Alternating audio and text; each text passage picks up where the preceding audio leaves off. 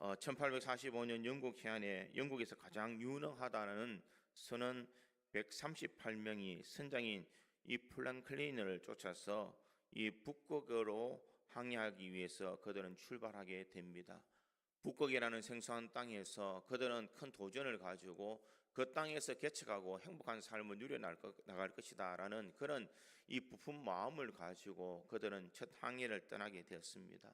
많은 사람들이 미지의 땅, 그곳에 가면 힘들지 않을까 하는 염려와 걱정을 뒤로 한 채 그들은 행복한 날을 바라보면서 그들은 출발했는데 간지 얼마 되지 않아서 비보가 들려오게 됩니다. 그곳에 갔는 사람은 추위에서 견디지 못해서 얼어 죽는 사람, 배가 고파서 더 이상 견디지 못해서 굶어 죽는 사람들이 속출했다라는 것입니다. 그들은 12일간만 쓸 수 있는 양식과 그리고 불을 가지고 있었기에 그들의 삶의 결과는 당연하다라고 말할 수가 있을 것입니다. 그러나 그들은 출발할 때에 어떤 마음으로 출발했는가? 즐거운 마음, 행복한 마음, 좋은 일이 있을 것이다 라는 그런 생각으로 그들은 출발하게 됩니다. 그러나 그들이 선택한 것은 좋은 결과가 아니라 불행한 결과, 나쁜 결과가 오게 되더라라는 것입니다. 우리 인생에도 이 선택의 기로에 있을 때가 참 많이 있습니다. 우리가 어떻게 선택하느냐에 따라서 그 결과가 달라지는 것을 볼 수가 있습니다.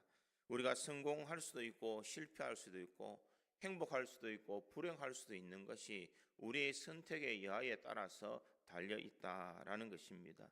마귀는 우리들에게 어떤 것을 요구할까? 우리에게 선택의 오류를 범하도록 만든다는 것입니다. 이 길로 가면 분명 성공할 것이다 라고 유혹을 합니다. 그런데 그 길로 가보면 성공하지 않는다는 것입니다.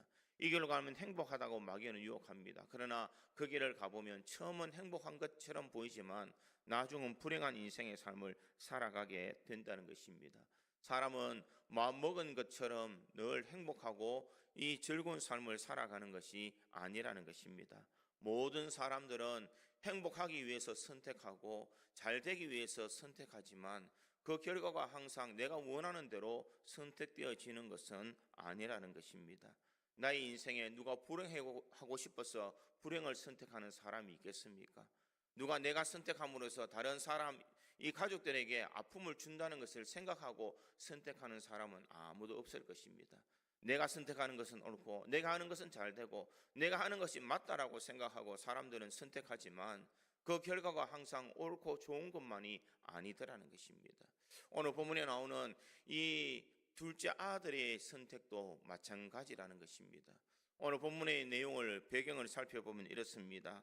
어느 집에 큰 부잣집에 이 두 아들이 있었는데 둘째 아들이 자신의 아버지에게 찾아와서 내가 아버지에게 받을 분깃을 달라라고 그렇게 요구를 합니다. 그리고 자기가 받아야 될 그 몫을 가지고 자신은 이제 행복을 찾아서 이제는 더 이상 아버지의 속박의 굴레에서 벗어나서 나는 자유를 누리고 내 마음껏 모든 것을 할 수 있다는 그런 마음으로 그는 이 돈을 가지고 먼 타국으로 가게 됩니다. 먼 타국으로 갔을 때에 얼마나 행복한지 자신의 주변에는 수많은 사람들이 있었고 향락을 즐기는 일들이 그에게는 그 삶의 전부였습니다. 그러나 이 행복이 영원한 것은 아니더라는 것입니다. 돈을 다 탕진하고 나니 자신의 주인은 이제는 아무도 남지 아니했습니다. 그는 다시 재개해보자 하는 일도 이 돼지치는 일들을 했지만 그조차도 결코 평탄하지 않더라라는 것입니다. 나라에 큰 흉년이 들어서 먹을 것이 없습니다. 그가 오죽했으면 돼지가 먹는 쥐연 열매를 먹으면서 근근히 하루하루를 살아가는 불행한 인생의 삶을 살아가는 아들이 되고 말았다라는 것입니다.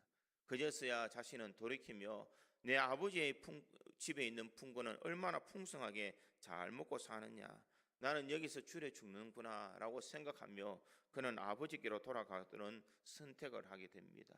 그가 아버지께로 돌아갔을 때에 아버지는 그에게 한마디의 책망도 하지 않고 기쁜 마음으로 아들을 위하여 살찐 송아지를 잡고 좋은 옷을 입히고 손에 금가락지를 끼우며 잔치를 베풀어 주었습니다. 그리고 이 아들은 죽었다가 살아난 아들, 잃어버렸다가 다시 얻었던 아들이라고 하면서 그 기쁨을 기뻐하고 있는 것이 오늘 본문의 내용입니다. 이 이야기는 아버지의 마음이라는 것으로 이야기하지만 또 다른 한편으로는 둘째 아들의 선택에 관한 이야기가 될 수도 있습니다. 우리 인생의 삶에서 이 둘째 아들 같은 선택의 기로에 설 때가 있습니다. 내가 하면 잘 될 것 같고, 내가 하면 성공할 것 같고, 내가 하면 모든 것을 이룰 것 같은 이 꿈과 이 비전을 가지고 우리는 살아가지만 현실은 그렇게 넉넉하지 않더라라는 것입니다. 우리의 삶에도 이러한 현실의 문제들이 부닥치게 될 때에 우리는 갈등하게 됩니다. 내가 선택하는 것이 과연 옳은 선택일까? 나는 무엇을 위해서 선택하고 어떤 선택을 통해서 나는 행복한 삶을 살아갈 수 있을까?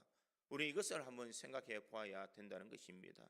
그렇다면 옳은 선택을 하기 위해서 오늘 이 둘째 아들의 선택이 어떤 선택인지를 한번 생각해 보아야 될 줄 믿습니다.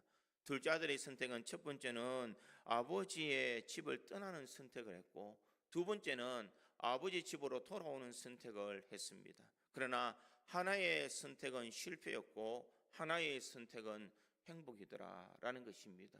우리 인생도 어떻게 선택하느냐에 따라서 우리 인생이 달라지게 되는 줄 믿습니다.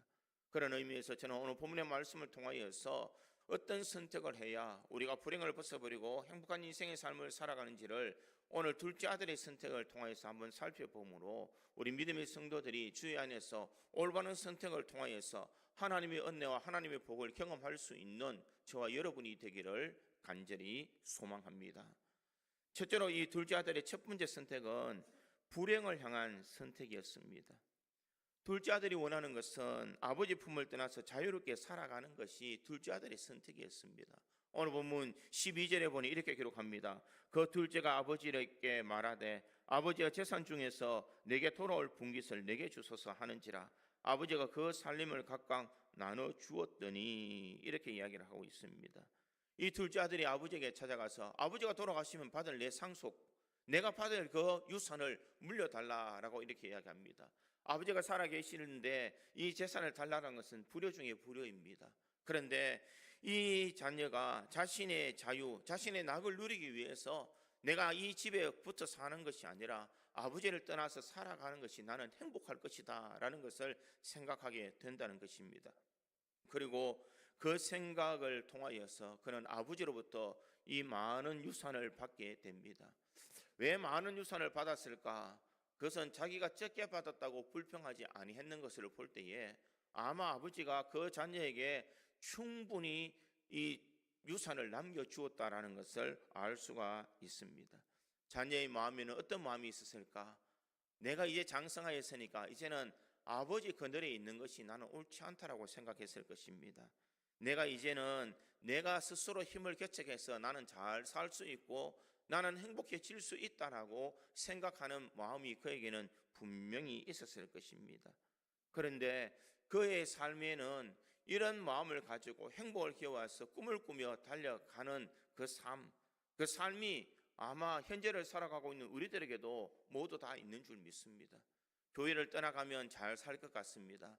내가 믿음의 굴레에서 벗어나면 내가 형통할 것 같고 내가 주일날 일하고 내가 주일날 모든 것을 하면 나는 잘되고 승승장구할 것 같습니다. 그래서 신앙을 저버리고 우리는 세상을 향하여 달려가는 사람들이 참 많이 있습니다. 그곳에 가면 내가 원하는 것을 얻을 수 있고 내가 바라는 것을 얻을 수 있다라고 생각합니다. 그러나 하나님을 떠난 인생은 결코 행복해질 수가 없다라는 것입니다. 오늘 이 아들의 이 마음에는 아버지를 떠나면 자신은 잘 살 것 같다, 내가 선택한 것을 통하여서 나는 행복을 쟁취했다라고 생각했을 것입니다. 나는 아버지가 없어도 나는 잘 살 수 있고 더 이상 잔소리하는 사람도 더 이상 간섭하는 사람도 나에게 어떤 속박을 내는 사람도 아무도 없을 것이다. 나는 이제 불행껏 행복 시작이다 라는 그런 마음으로 자신은 이 아버지를 떠나는 선택을 하게 되었다는 것입니다. 이 선택이 자신에게는 행복을 줄 줄 알았지만 이것이 행복이 아니라 그에게는 불행이 다가오더라라는 것입니다. 나는 잘 선택했고 내가 하는 일이 잘 될 것 같고 내가 하는 것마다 다 형통할 것 같았는데 자신의 인생에서는 늘 행복한 일만 일어나는 것은 아니었다는 것입니다. 처음에는 이 아들이 선택한 것이 옳은 것처럼 잘 되었습니다. 그는 향락을 즐기면서 좋은 시간, 행복한 시간, 즐거운 시간, 이 친구들과 함께 누리는 많은 시간들을 많이 가졌습니다. 오늘 본문 13절에 보니 이렇게 기록합니다. 그 후 며칠이 안 되어 둘째 아들이 재물을 다 모아가지고 먼 나라에 가 거기서 허랑방탕하여 그 재산을 낭비하더니, 이 재산을 가지고 허랑방탕한 삶을 살았다는 것입니다. 마음껏 자유를 누리고 마음껏 돈을 쓰며 마음껏 행복을 누리는 그런 인생의 삶을 살고 있었다라는 것입니다. 아버지 곁에 얼마나 있기 싫었으면 그는 먼 나라로 가버렸습니다. 그리고 아무도 간섭하지 않고 아무도 관심을 두지 않는 그곳에서 나만의 시간을 가지고 나만의 즐거움을 가지고 나는 잘되고 형통할 것이다라는 생각을 가지며 허랑방탕한 인생의 삶을 살았습니다. 아마 주변에 사람들이 참 많았을 것입니다. 왜냐하면 돈이 있기 때문입니다. 이들은 돈을 보고 그들에게 가까이 와서 그에게 간이건 설경은 다 빼줄 것 같은 그런 마음으로 그 둘째 아들과 사귀었을 것입니다. 그러나 자신의 모든 재산이 다 탕진되고 나니 그 누구도 하나 자신을 챙겨주는 사람이 없더라라는 것입니다. 자신에게 신세를 졌던 사람, 자신을 바라보면서 그렇게 좋아했던 모든 사람들이 쓸쓸하게 다 떠나가 버리고 이제는 혼자 남아서 이 하루를 어떻게 살아가야 되는지에 대한 걱정을 하게 되더라는 것입니다. 그는 더 이상 자신의 힘으로 뭔가를 할 수 없는 그 모든 일들을 바라보면서 돼지치는 일들을 행했습니다. 그리고 돼지가 먹는 쥐염 열매를 먹고 있더라라는 것입니다. 그날에 흉년이 일어나고 자신이 재기할 수 있는 능력도 이제는 없어버리고 하루하루 구걸을 해야 살아갈 수 있는 불행한 인생이었다라는 것입니다. 그는 행복을 찾아 나섰지만 그의 아버지를 떠나는 순간 그는 행복이 아니라 불행의 삶을 살아가더라라는 것입니다. 사랑하는 성도 여러분, 우리 믿음의 삶에도 마찬가지입니다. 내가 하나님을 떠난 삶을 살아가면 행복할 것 같습니다. 세상이 그렇게 돌아가고 세상에 많은 사람들이 하나님 없이도 잘 살아가는 것처럼 보인다는 것입니다. 그러나 하나님을 떠난 인생이 잘 살아갈 수 있는 것은 아니다라는 것입니다. 자녀가 부모의 품에서 떠나가면 잘 살 수 있고 자유를 누리고 행복할 것 같지만 부모의 품에서 떠나가 보면 그것이 얼마나 힘든 일인지를 그제서야 깨닫게 된다는 것입니다. 마찬가지로 우리가 하나님의 품을 떠나면 잘 될 것 같고 형통할 것 같은데 그것은 마치 신기루를 찾는 것처럼 처음에는 좋았다가 나중에는 아무것도 가지지 못하는 것이 바로 이와 같은 불행을 찾아 나서는 선택을 한 사람의 모습이다라는 것입니다. 사랑하는 성도 여러분, 세상에 많은 사람들은 이 행복을 찾기 위해서 우리는 세상을 향하여 가는 사람들이 참 많습니다. 돈을 찾아서, 이 명예를 찾아서, 나의 지위를 찾아서 우리가 세상을 향하여서 이 하나님의 품을 떠나서 내가 거기서 돈을 벌고 내 명예를 찾고 내 지위를 얻으며 내 권세를 가지고 살아가면 나는 행복해질 것 같고 정말 잘 될 것처럼 생각하게 됩니다. 그러나 그 모든 것을 얻었다 하더라도 행복한 인생의 삶을 살아가는 것은 아니라는 것입니다.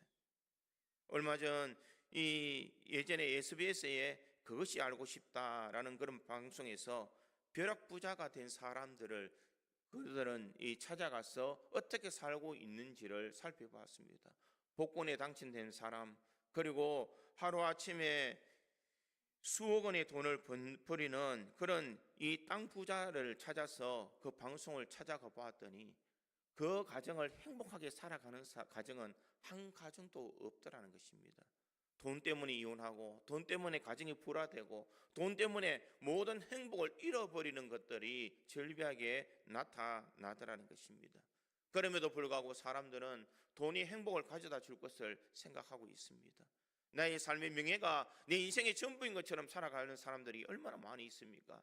하나님의 품을 떠나면 나는 잘 살 것 같고 나는 교회를 떠나가고 내가 교회 안 나오고 세상을 향하여서 열심히 살아가면 나는 잘 될 것이라고 생각하는 사람들이 많다라는 것입니다. 그러나 그것은 우리가 옳은 선택이 아니라는 것입니다. 하나님을 떠난 인생은 옳은 인생의 삶을 살아가는 것이 아니라 그 인생이 결국 불행을 향하여 달려가는 인생이 되고 만다라는 것입니다. 찬양의 가사에 이런 찬양이 있습니다. 물을 떠난 고기는 혹시 산다 하여도 예수 떠난 심령은 사는 법이 없어요. 예수여 내 주여 내 중심에 오셔서 예수 한 분만으로 만족하게 하소서. 이것은 누가 지었는지는 알 수 없지만 아마 그의 인생에 자신이 떠나간 인생의 삶을 살아본 사람일 것입니다. 이 물을 떠난 고기는 혹시 산다 해도 예수 떠난 심령은 살 수 없다. 내가 예수를 떠나가 보니 나는 행복한 인생의 삶을 살아가는 것처럼 보였는데 행복한 삶이 아니더라. 이것이 결국 불행이요, 나에게는 아픔이요, 나에게는 고통이 되어서 이것이 오더라라는 것을 말하고 있습니다. 그러기에 사랑하는 성도 여러분, 우리가 선택의 기로에 있어서 우리가 올바른 선택을 잘 할 수 있기를 간절히 소망합니다. 지금 우리가 말하고 있는 포괄적 차별금지법도 동성애 연애법도 마찬가지입니다. 세상 사람들은 그 사람의 인권을 이야기하면서 그 사람에 대해서 인권을 높여주면 마치 자기가 우월한 것처럼, 나는 지식인처럼, 모든 사람들처럼 잘난 사람처럼 착각하고 살아가지만 그 결과는 누가 책임져 줄 수 있느냐는 것입니다. 많은 나라에서 옳지 않는 선택을 통하여서 나라가 피폐해지고 또한 이 도덕과 윤리가 다 무너지는 그런 상황이 오고 말았다라는 것입니다. 90%가 넘는 영국 교회가 이 포괄적 차별금지법을 통하여서 이제는 더 이상 국교가 기독교가 아니다라는 것입니다. 그들은 예수를 믿는 사람이 이제는 10%밖에 남지 않았습니다. 그는 하나님을 외칠 수도 없습니다. 십자가의 사랑도 전할 수가 없습니다. 그들에게는 이 복음을 가지고 살아가는 아무런 권리도 없는 그런 인생의 삶을 살아가더라는 것입니다.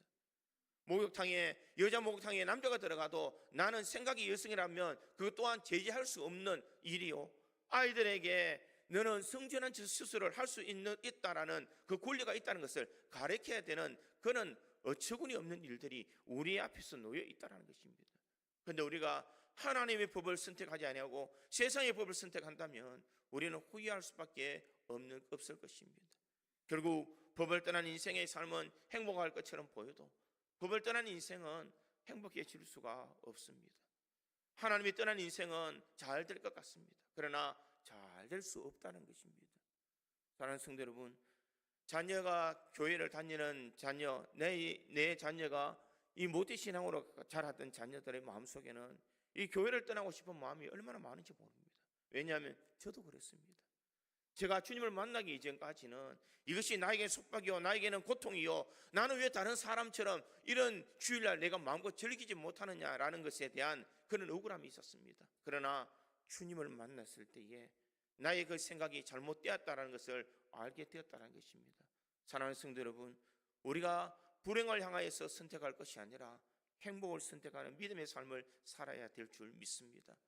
행복한 삶을 선택하는 길은 오직 하나님 안에 있을 때에, 오직 예수 그리스도의 은혜 안에 있을 때에 우리는 행복한 인생의 삶을 살아갈 수가 있는 줄 믿습니다.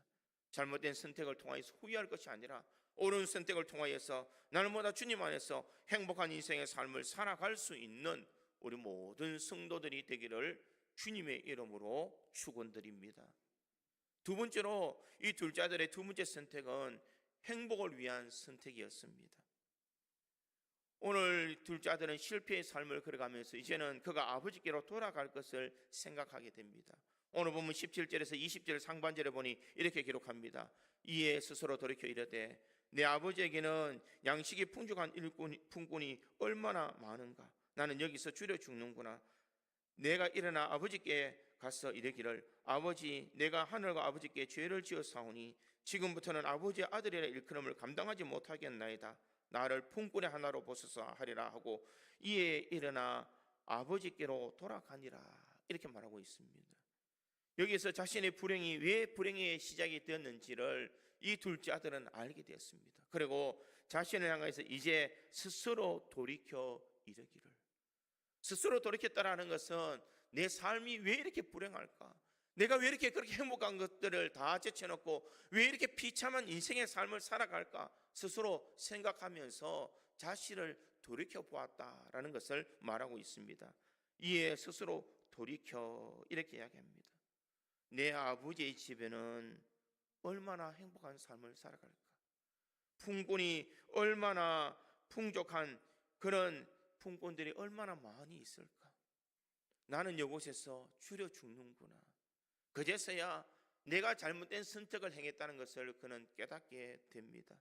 나의 선택이 잘 될 것 같고 행복할 것 같고 내 인생의 전부인 것처럼 생각했지만은 자신의 선택이 이제는 행복한 선택이 아니라 불행한 선택이었다는 것을 그는 깨닫게 되고 이제는 행복한 선택을 하게 됩니다. 이제는 아버지께로 돌아가겠다는 것입니다. 내가 아버지의 아들이라고 일컬음을 받는 것이 아니라 내가 그곳에서 풍꾼이라는 그런 종의 신분을 가지고 살아가더라도 내 아버지의 품에 있는 것이 나는 행복할 것이다 라고 생각하고 아버지께로 가고 있습니다. 그러나 그 결과를 보십시오. 그가 아버지께로 돌아갔을 때 그 인생은 어떻게 바뀌었는가? 오늘 보면 22절에서 24절까지의 말씀에 보니 이렇게 말합니다. 아버지는 종들에게 이르되 제일 좋은 옷을 내어다가 입히고 손에 가락지를 끼우고 발에 신을 신기라. 그리고 살찐 송아지를 끌어다가 잡으라. 우리가 먹고 즐기자. 이 내 아들은 죽었다가 다시 살아났으며 내가 잃었다가 다시 얻었노라 하니 그들이 즐거워하더라. 이 아들이 두려워하는 마음으로 내가 가면 아버지가 어떤 말을 하든지 나를 하나의 품꾼으로 취급하더라도 나는 아버지 품에 들어갈 것이다 라고 생각하며 갔더니 아버지는 한마디의 꾸중도 하지 않더라는 것입니다. 그렇게 아버지의 마음에 대못을 받고 아버지의 모든 재산을 탕진해 버렸던 이 불청한 아들이었지만 아버지는 그럼에도 불구하고 이 아들을 반겨 맞아 주더라는 것입니다. 이 아들의 선택은 이제는 행복한 선택이라는 것입니다. 내가 그 길거리에서 그는 마지막 삶을 어떻게 살아가야 될지 모르는 그런 처절하고 절박한 상황에 살면서 그는 지푸라기라도 잡는 심정으로 아버지께 돌아왔더니 아버지께는 자신의 모든 것을 용서해주고 포용해주는 그 아버지의 넓은 사랑을 이 아들은 깨닫게 되더라는 것입니다. 내가 그렇게 찾아 헤매던 행복이 아버지를 떠난 것이 아니라 내가 아버지의 품속에 돌아올 때에 나에게는 참다운 행복이 바로 여기 있었구나라는 것을 깨닫게 되었다는 것입니다. 내가 잘못해도 내가 그 재산을 탕진해도 내가 아버지의 마음을 아프게 하고 내가 이런 몰골이 되어 와도 아버지는 여전히 아들을 사랑해 주시더라는 것입니다. 이 선택이 아들에게는 가장 큰 행복의 선택이요, 이 선택을 통해서 자신의 인생은 역전되는 인생의 삶을 살아가게 되더라는 것입니다. 사랑하는 성도 여러분, 우리의 행복은 노력만으로 이루어지는 것이 아닙니다. 내가 최선을 다하고 내가 노력 다하고 내가 있는 힘을 다하여도 우리가 행복을 얻는 것이 아닙니다. 하나님께서 우리에게 은혜를 베풀어 주시지 않는다면, 내 삶의 인생의 문제를 주님께서 해결해 주시지 않는다면 우리는 행복한 인생의 삶을 살아갈 수가 없다라는 것입니다. 그리고 우리는 옳은 선택을 해야 될 줄 믿습니다. 옳은 행동을 통해서 옳은 지식을 가지고 우리가 주님을 바라보는 믿음의 삶을 살아가는 것만이 우리가 불행을 끝내고 행복으로 살아가는 비결인 줄 믿습니다. 농부가 농사를 지을 때에 씨를 뿌릴 때 어떤 마음으로 씨를 뿌리고 있겠습니까? 많은 소출을 거둘 것이다라는 그런 부푼 마음으로 씨를 뿌릴 것입니다. 그러나 그 결과는 그 누구도 장담할 수가 없다라는 것입니다. 어떤 일들이 일어날지, 홍수가 일어날지, 가뭄이 일어날지, 병충해가 일어날지 그 누구도 그 모든 일들을 알 수가 없습니다. 그러기에 모든 생사화복은 누구의 손에 있느냐? 하나님의 손에 있는 줄 믿습니다. 그러기에 아버지 앞에 있는 사람, 아버지의 테두리 안에 있는 사람이 진정 행복한 삶을 살아갈 수가 있습니다. 사람들은 행복을 추구할 수가 있습니다. 나는 이런 행복을 찾아 살아간다, 나는 이렇게 잘 될 것이다, 나는 이렇게 살아가면 형통할 것이다 라는 것을 상상하면서 그 길을 향하여서 비전을 두고 가는 사람들이 참 많이 있습니다. 그러나 그 길이 행복한 길이 아니라 불행한 길이 될 수가 있다는 것입니다. 우리가 진정 행복한 길은 어디 있을까? 아버지의 품 안에 들어가는 것이 진정한 행복한 길을 달려가는 비결인 줄 믿습니다. 사랑하는 성도 여러분, 우리 믿음의 성도들도 우리가 선택의 길에 있을 때에 우리는 항상 하나님의 뜻이 어디 있는지를 물어보며 우리가 선택해야 될 줄 믿습니다. 내가 기뻐하고 내가 이익이 있고 내가 원하는 바를 찾아 헤매는 것이 아니라 하나님이 기뻐하시는 선택이 무엇인지, 하나님께서 원하시는 선택이 무엇인지, 아버지 앞에 영광 돌리는 일이 무엇인지를 우리가 생각하며 선택하는 삶을 살아갈 때에 그 선택이 옳은 선택의 길을 달려갈 수가 있는 줄 믿습니다. 오늘도 우리 이 선택을 통하여서 우리 모든 성도들이 행복한 은혜의 삶을 누려나갈 수 있기를 간절히 소망합니다. 세 번째로 이 둘째 아들의 세 번째 선택은 무엇인가? 품꾼이 아닌 아들이 되게 하는 선택을 그는 선택했습니다. 오늘 본문 18절에 보니 내가 일어나 아버지께 가서 이르기를 아버지여 내가 하늘과 아버지께 죄를 얻었사오니 지금부터는 아버지의 아들이라 일컬음을 감당하지 못하겠나이다. 나를 품꾼의 하나로 보소서 하리라. 자신은 어떤 것을 선택하느냐? 이제는 나는 품꾼이 되겠습니다. 아마 아들은 아버지 품에 앉았을 때 그는 마치 아들이었지만 품꾼의 마음을 가지고 살았습니다. 자신이 가만히 있으면 아버지가 물려줘야 될 재산을 다 받을 수 있습니다. 아버지의 사랑을 독차지할 수 있습니다. 자기가 할 수 있는 것을 모든 것을 다 할 수 있었을 것입니다. 아들이기 때문에 어떤 실수를 해도 다 용서해주는 아버지의 그 사랑을 받는 귀한 아들이었습니다. 그런데 이 아들은 마음의 무엇으로 살아가느냐? 품꾼으로 살아가고 있다는 것입니다. 아버지 품을 떠나서 내가 살아가는 것, 이것이 바로 나의 행복이다라고 그는 착각하며 살아가더라는 것입니다. 모습은 아들인데 마음은 품꾼으로 살아가는 둘째 아들의 모습을 볼 수가 있습니다. 사랑하는 성도 여러분, 우리도 마찬가지인 줄 믿습니다. 우리의 모습은 하나님의 자녀로 이 자리에 앉아 있는 것처럼 보이지만 우리의 마음은 세상을 향하여 달려가는 사람들이 얼마나 많이 있습니까? 겉모습은 하나님의 자녀인 것처럼 나는 믿음의 삶을 살아가는 것처럼 보여도 내 마음은 세상을 향하여 달려가고 세상이 원하는 것을 쫓아 살아가는 사람들이 얼마나 많이 있느냐는 것입니다. 결국 이 인생은 불행한 인생의 삶을 살아갈 수밖에 없다라는 것입니다. 그러기에 우리는 아들이면 아들다운 삶을 살아야 됩니다. 우리가 주님의 자녀이면 자녀답게 살아가는 것이 내가 받을 수 있는 권리, 내가 받을 수 있는 행복을 누릴 수 있는 비결인 줄 믿습니다. 사랑하는 성도 여러분, 우리가 이곳에 앉아 있으면서 우리의 마음은 다른 곳에 있다면 그것은 옳은 선택이 아닐 것입니다. 아버지는 하나밖에 없는 아들에는 여전히 하나밖에 없는 소중한 아들이었을 것입니다. 종이 아니라 사랑하는 아들입니다. 아버지는 끊임없이 이 아들에 대한 관심을 두고 있습니다. 재산을 물려받을 이 상속자로서 이 아들을 아버지는 늘 생각했다는 것입니다. 그러나 아들은 아들이면서도 이 품꾼의 마음을 살아가는 아들이었기에 아버지의 품을 떠나고자 했다는 것입니다. 그의 마음은 항상 아버지 생각과는 정반대의 길을 걷게 되고 자신의 길이 옳다라고 생각하며 가버렸다는 것입니다. 사랑하는 성도 여러분, 우리의 인생도 마찬가지입니다. 내가 선택하고 내가 잘되고 내가 형통한 모든 계획을 다 짤지라도 그것이 결국 우리는 하나님의 자녀로서 다른 세상 사람들에게 마음을 두고 있는 그런 풍공인 인생의 삶을 살아가는 사람이라는 것입니다. 우리가 올바른 믿음의 삶을 살아가기 위해서는 우리는 말씀 앞에 바로 서야 됩니다. 하나님이 기뻐하시는 말씀이 무엇인지를 우리는 깨달아야 될 줄 믿습니다. 하나님께서 원하시는 삶이 무엇인지를 우리는 살펴보아야 된다는 것입니다. 그러기에 내 모든 것을 다 내려놓고 아버지 앞에 달려가는 인생이 진정 참 아들로 살아가는 인생의 삶인 줄 믿습니다.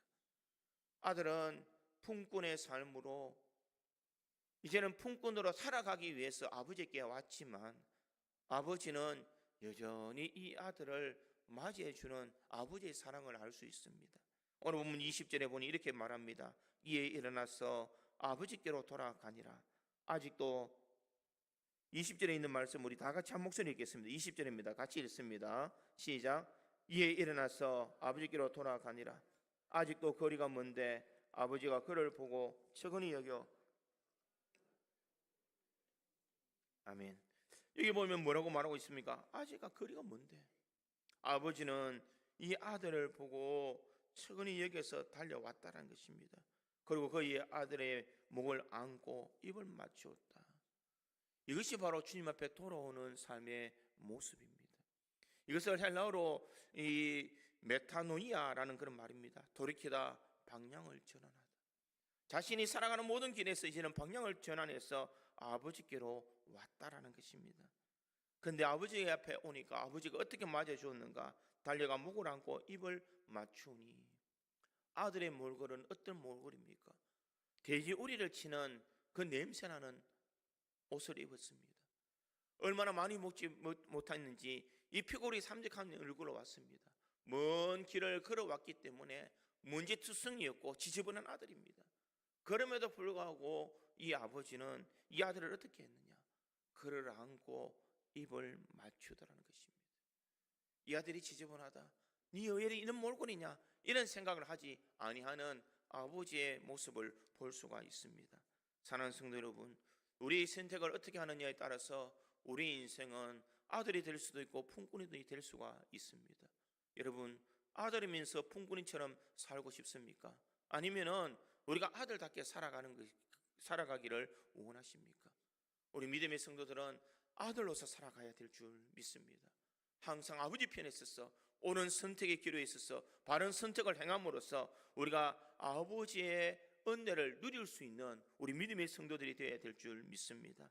어리석은 선택의 자리에서 지혜로운 선택의 자리로 우리가 돌아와야 될 줄 믿습니다. 그러기에 우리는 항상 하나님이 기뻐하시는 선택을 통하여서 주님의 놀라운 은혜를 경험하며 우리가 이 험악한 세상에서 옳은 선택을 통하여서 행복한 인생의 삶을 살아갈 수 있는 우리 구주 장로교회 모든 성도들이 되기를 주님의 이름으로 축원드립니다.